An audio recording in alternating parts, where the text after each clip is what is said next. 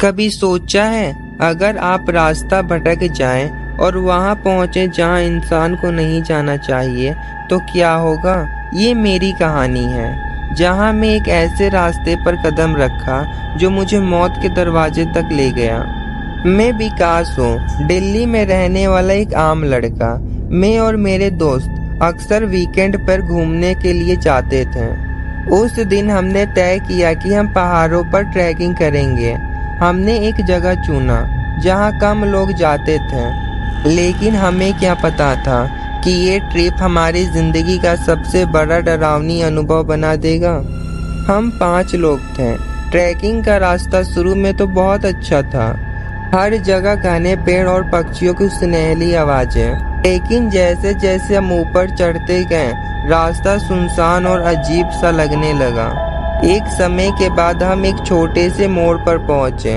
वहां एक पुरानी था जिस पर लिखा था, यहाँ से आगे मत जाना। हमने इसे मजाक समझा।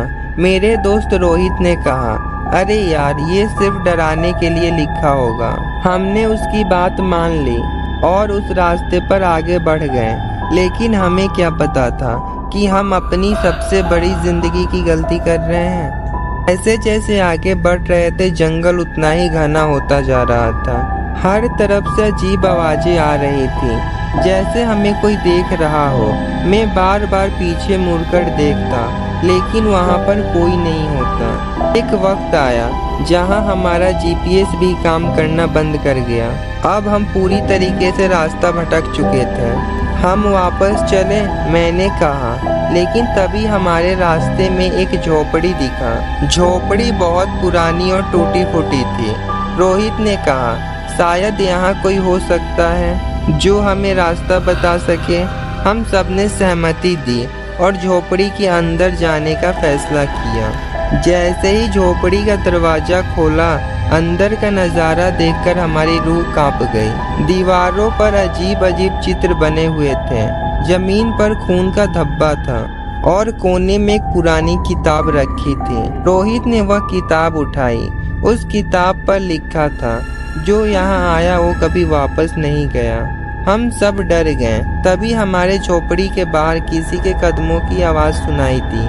हम दरवाजा खोलकर बाहर देखने के लिए भागे, लेकिन वहाँ कोई नहीं था। हवा अचानक ठंडी हो गई और हमें ऐसा लगा जैसे हमारे कोई बहुत करीब हो। हम जल्दी से वहाँ से भागने का फैसला किया, लेकिन जैसे ही हम आगे बढ़े, हर तरफ किसी के हंसने की आवाज़ सुनाई देने लगी। वो आवाज़ इतनी खौफनाक थी कि हमारा पैर वहीं पर जम गया। अभी रोहित अचानक रुक गया। उसने चीखते हुए कहा, ओ देखो। हमने देखा झोपड़ी के पीछे एक औरत खड़ी थी। उसने सफ़ेद साड़ी पहनी रखी थी और उसके बाल खुले हुए थे। उसकी आंखें बिल्कुल सफ़ेद थी। वो धीरे धीरे हमारी तरफ बढ़ रही थी। हमने जान बचाने के लिए वहां से भागने की कोशिश की, लेकिन जंगल इतना बड़ा और उलझा हुआ था कि हम समझ नहीं पा रहे थे किस तरफ जाएं। ऐसा लग रहा था जैसे औरत हर तरफ थी, कभी इधर कभी उधर। आखिरकार किसी तरीके से हम एक चट्टान के पास पहुंच गए। वहां से हमें गांव की रोशनी दिखाई दी, लेकिन तभी रोहित अचानक गायब हो गया। हम चिल्लाते रहे, रोहित कहाँ हो, लेकिन कोई जवाब नहीं आया। हम 4 लोग किसी तरीके से गांव पहुंचे, लेकिन रोहित का कहीं पता नहीं चला। जब हमने गांव के बुजुर्गों से इस जगह के बारे में पूछा तो उन्होंने बताया कि वह जंगल श्रापित है। वहाँ एक औरत की आत्मा भटकती है। जो भी उसे देखता है वो कभी वापस नहीं आता। हमने पुलिस को खबर दी, लेकिन रोहित का कुछ पता नहीं चला। उस दिन के बाद से मेरी जिंदगी समान नहीं रही। रातों को मुझे डरावने सपने आते थे। रोहित मुझे बुला रहा था, विकास मेरी मदद करो। मैं फंस गया हूँ। मैं चौंक कर उठ जाता था, लेकिन मेरे पास कमरे में कोई नहीं होता। मैं इसे सिर्फ सपना समझकर उतना ध्यान नहीं देता था, लेकिन मेरे साथ कुछ अजीब चीज होने लगी। कभी कभी मेरे घर की लाइट अपने आप जलती और बुझ जाती, और सबसे डरावनी बात थी कि रोहित की आवाज मुझे जागते हुए भी सुनाई देती थी। एक रात मैं अपने कमरे में बैठा था, मेरा फोन बजा। स्क्रीन पर किसी अनजान नंबर का कॉल आया था। मैंने कॉल उठाया। दूसरी तरफ से सिर्फ एक शब्द सुनाई दी, विकास। ये रोहित की आवाज थी। रोहित, तुम कहाँ हो? मैंने घबराते हुए पूछा, लेकिन कॉल कट गई। मैंने नंबर पर वापस कॉल की, लेकिन नंबर डिस्कनेक्ट हो गई। मेरा दिल और जोर जोर से धड़कने लगा था। मुझे समझ आ गया था कि रोहित को बचाने के लिए मुझे वापस उसी जंगल में जाना होगा। मैंने अपने दोस्तों को फोन किया, लेकिन उनमें से कोई भी साथ आने के लिए तैयार नहीं था। सब डरे हुए थे। आखिरकार मैंने अकेले ही जंगल में जाने का फैसला किया। मैं रात के समय निकला, क्योंकि मुझे यकीन था कि रोहित मुझे बुलाने के लिए रात में ही संपर्क करेगा। मैं उसकी झोपड़ी के पास पहुंच गया। सब कुछ वैसा था जैसे हमने पहले देखा था, लेकिन इस बार मुझे झोपड़ी के अंदर से हल्की हल्की रोशनी दिखाई दी। मैंने डरते डरते दरवाजा खोला। अंदर वही किताब रखी थी जो इस बार खुली हुई थी। किताब में लिखा था, जो भी यहाँ से वापस जाना चाहता है उसे बलिदान देना होगा। मेरी समझ में कुछ नहीं आया। तभी मुझे रोहित की आवाज सुनाई दी, विकास, मुझे बचाओ। मैंने झोपड़ी के पीछे देखा। वहाँ वही सफेद साड़ी वाली औरत खड़ी थी। इस बार वह औरत और भी डरावनी लग रही थी। उसने कहा, तुम यहाँ क्यों आए हो? रोहित अब मेरा है।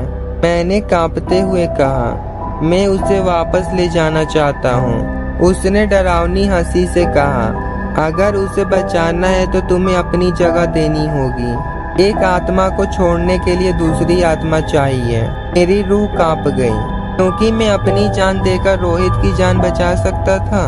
मैंने कहा, मुझे रोहित से मिलने दो, मैं उसे खुद पूछना चाहता हूँ। औरत ने इशारा किया। अचानक रोहित वहीं खड़ा था, लेकिन उसका चेहरा बदला हुआ था। उसकी आंखें खाली थी। उसने कहा, विकास, मुझे बचा लो। मैंने हिम्मत जुटाकर कहा, तुम मुझे ले लो, रोहित को छोड़ दो। वह औरत हंसी और बोली, तुम इंसान कितने भोले हो, मैं तुम दोनों को नहीं छोड़ूंगी। और तभी झोपड़ी की रोशनी तेज हो गई। अचानक मेरे गले में लटका मेरी ताबीज चमकने लगी। यह मेरी दादी ने मुझे दिया था। उन्होंने कहा था, ये बुरी शक्तियों से तुम्हें बचाएगी। ताबीज की रोशनी से औरत पीछे हटने लगी। उसने चीखते हुए कहा, ये रोशनी मुझे जलाएगी, इसे बंद करो।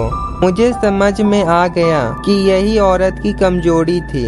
मैंने ताबीज को और ऊंचा उठाया तो औरत गायब हो गई। रोहित जमीन पर गिर गया। अब उसका चेहरा ठीक हो गया। मैं और रोहित किसी तरीके से वहां से बाहर निकल गए। हमने कसम खाई कि हम कभी अब जंगल की तरफ नहीं जाएंगे। लेकिन आज भी जब मैं अकेला होता हूँ तो मुझे लगता है जैसे वो औरत आज भी मुझे देख रही हो। कुछ रास्ते ऐसे होते हैं जिन पर कदम रखना मौत को न्योता देना होता है। हमने वो रास्ता चुना और उसकी कीमत चुकाई।